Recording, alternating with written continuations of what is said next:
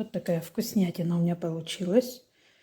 Плов у меня из утки. Для приготовления плова мне понадобится морковь, репчатый лук, рис. Я беру рис кругловатый, это чисто по желанию. Соль, перец, зира. И у меня будет утка. Я очень люблю утиное мясо. И плов будет очень вкусный.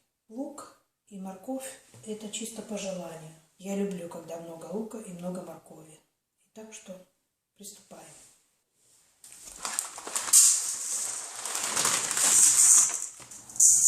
Рис заливаю водой.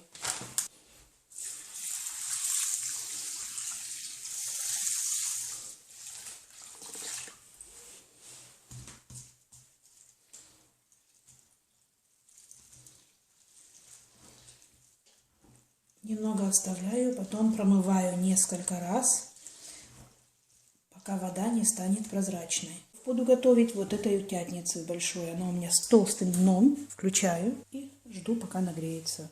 В раскаленное растительное масло ложу лук, нарезанный полукольцами.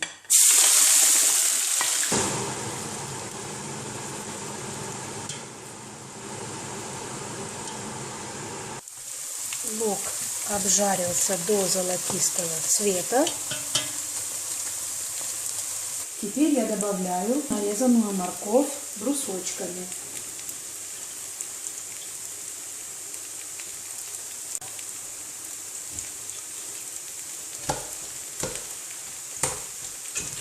Перемешиваю и хорошенько обжариваю. Обжариваю до такого времени, чтобы морковь еще была довольно-таки упругая. Вот так хорошо морковка уже поджарилась.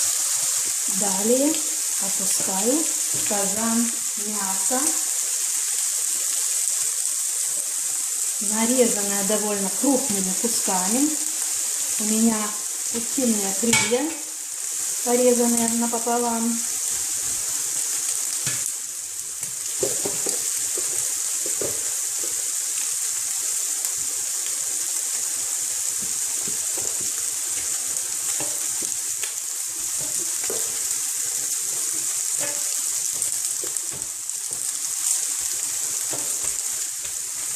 Продолжаю варить до полуготовности.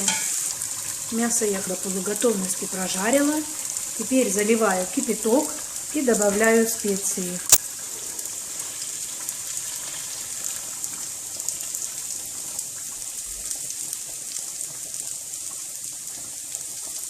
Соль, перец.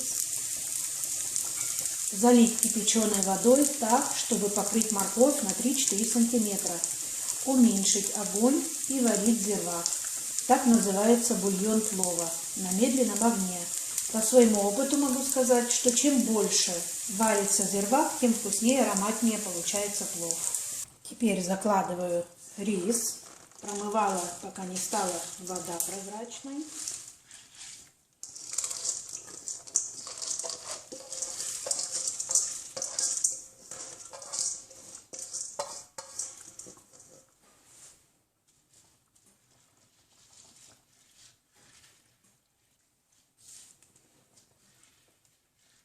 Прежде чем рис засыпать, зирвак нужно пробовать на предмет соли. Ее должно быть больше, чем вы обычно кладете в суп, то есть немного даже пересолено, так как рис впитывает в себя соль. В противном случае плов будет пресным. Засыпаем рис и смотрим, чтобы вода покрывала на 2 сантиметра где-то сверху. Делаем огонь побольше, ждем, пока рис впитает в себя воду. После делаем луночки в рисе до самого конца.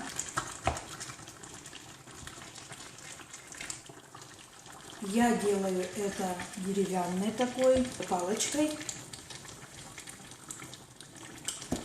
Это для того, чтобы вода быстрее испарилась и зирвак, чтобы внизу не подгорел. Смотрим содержание. Собираю рис горкой.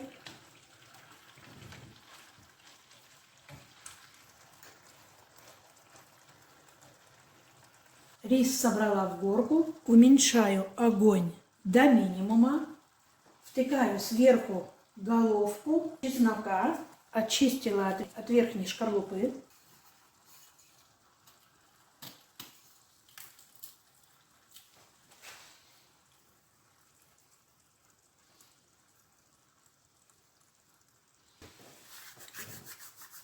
Сверху посыпаю зирой.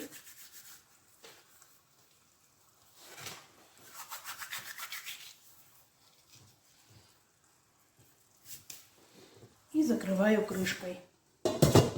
Оставляю стоять плов где-то минут на 20 на самом маленьком огне. Выключаю, хорошенько его перемешиваю и снова даю постоять где-то минут 10. Прошло время. Перемешиваю хорошо плов.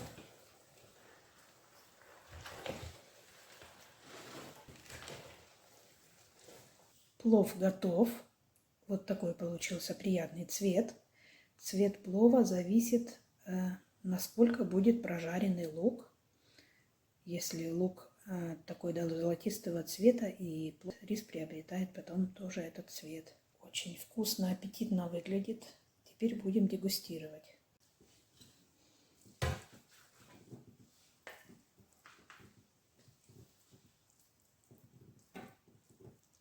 Вот такая вкуснятина получилась.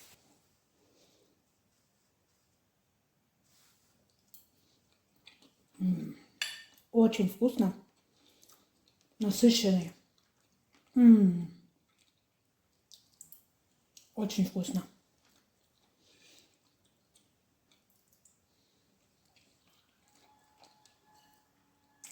Наваристый, вкусненький.